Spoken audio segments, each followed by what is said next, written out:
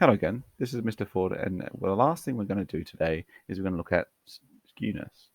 So really what we're looking at is we're looking at normal distribution and skewness, so whether data has been positively or negatively skewed. So we've got this nice little point here, but really we'll look at these ones underneath. So normal distribution, we actually talk about that a lot in statistics, and when you're doing statistics tests, you actually have to make the assumption whether things have been normally distributed or not.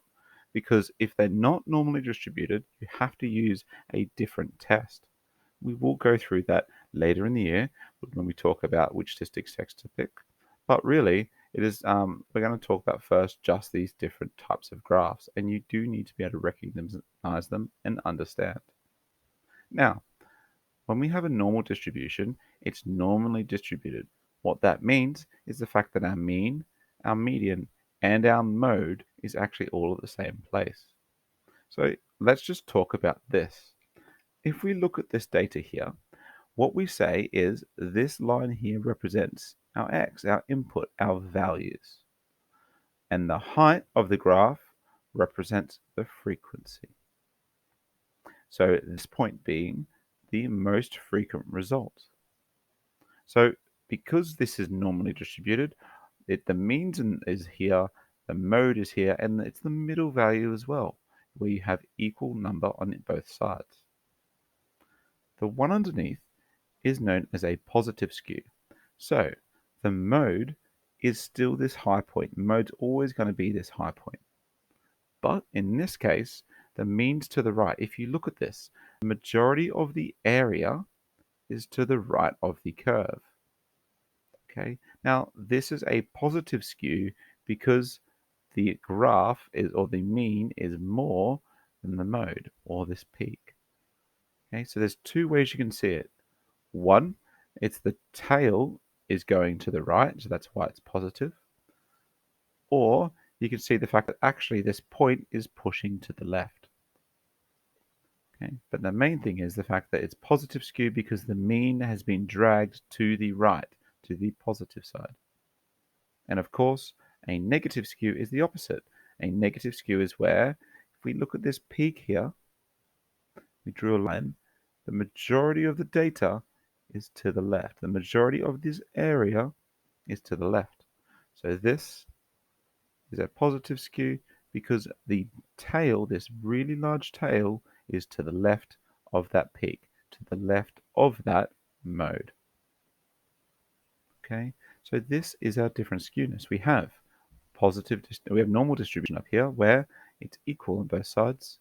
We have positive skewness or a positive skew because the area or most of the data is to the right of the mode or the most frequent response.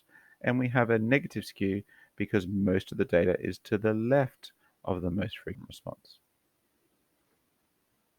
Okay, and this is what we we're talking about before.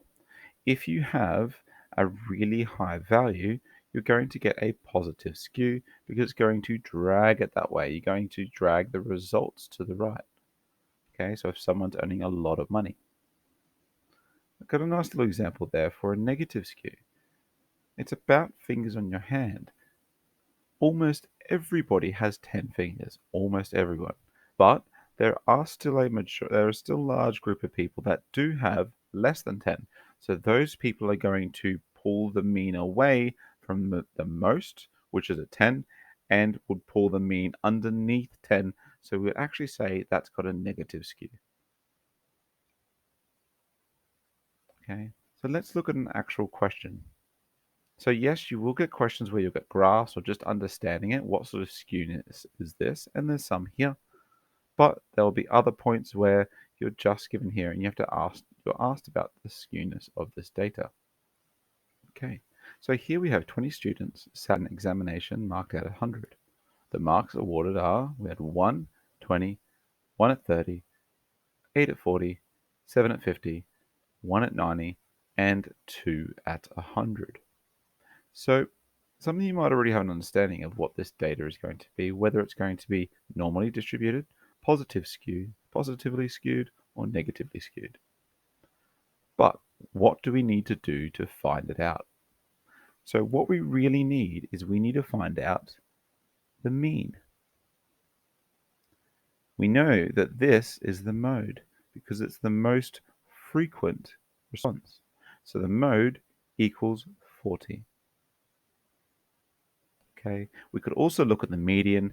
Okay, so if there's 20 results, that means that the median is going to be between the 10th and 11th result, because it's in the middle, which would be here between 40 and 50. So the median would be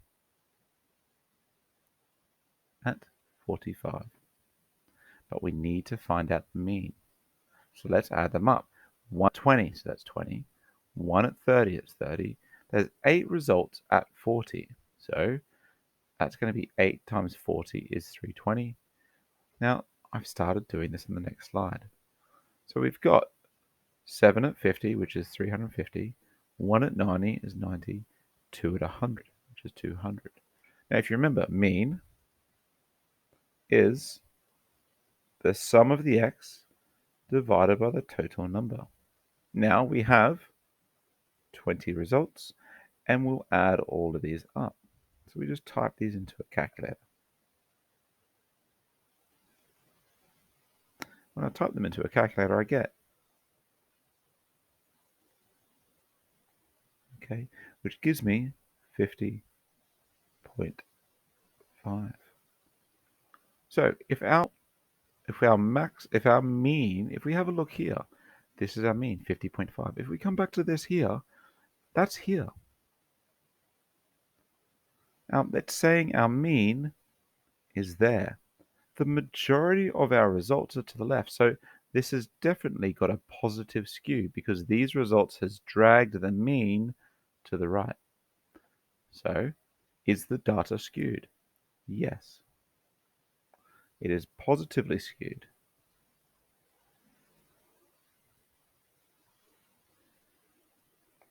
Okay, because, and this is out to the next part,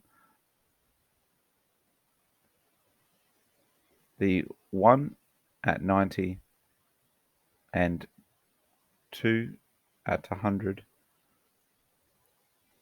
are extreme values. If so far away from the other results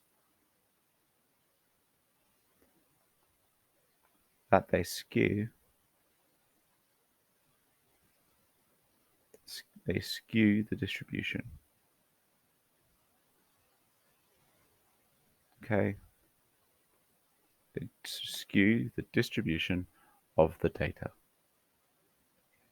There's a couple of questions there I want you to try, including some stuff that I've taken from the test, so give it a go. Hope this has helped. Have a good day.